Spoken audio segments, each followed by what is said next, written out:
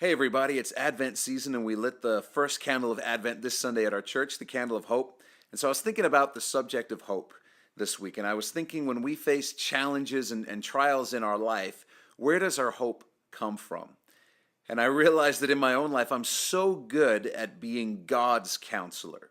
Me counseling God, me telling God what to do, me telling God where my hope comes from. And here's what I mean is I'll tell God, you see, Lord, here's what you need to do to fix my problem. If you would do this one thing, then everything would be handled. And we do this so easily. Perhaps you've done it before and you've told God, if you would just change this about my spouse, if you would just change this about my financial situation, if you would just change this about my job or about my friends or about my social standing, if you would just change this one thing, then everything would work out fine.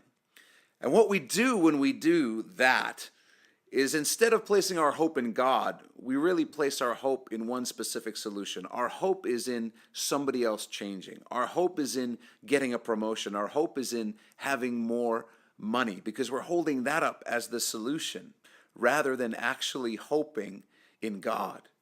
And one of the most important lessons that I think we can learn, and I struggle with this so much, I'm so bad at doing this, is learning and remembering that God is faithful and God is good. And we should be hoping in the character of God, that He's perfectly faithful. He never fails. He always takes care of you and I, His kids. And He's perfectly good. Everything that He does in our lives is ultimately for our good. And so perhaps sometimes what you and I need to do is we need to come before the Lord and just humbly say, Father, I trust you and I trust your character. And I know that you see things and you know things that I don't see and I don't know. And Father, I don't want to be praying for a solution to a problem when you are seeing something so much better than what I even know to ask for. And so, Father, I'm going to hope in you. I'm going to hope in your goodness. I'm going to hope in your character.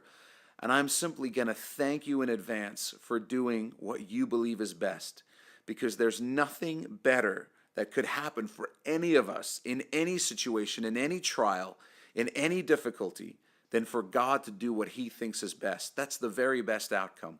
And so I want to simply encourage you today, whatever you're going through, whatever your challenge is, maybe just exhale, let a breath out, relax, and remind yourself that our hope is in the God who loves us. And so instead of trying to think of the perfect solution to an issue, maybe what the Lord is calling you today is to just say, hey, why don't you hope in me? Why don't you hope in me today? Let it go and just say, Father, would you do what you think is best? And I'm going to keep my faith up. I'm going to keep my belief strong, trusting in the character and the faithfulness of God. You know, when your hope is placed in God, your hope is never misplaced, and it's never ever going to disappoint you. So put your hope in God, whatever it is that you're going through today. God bless you guys.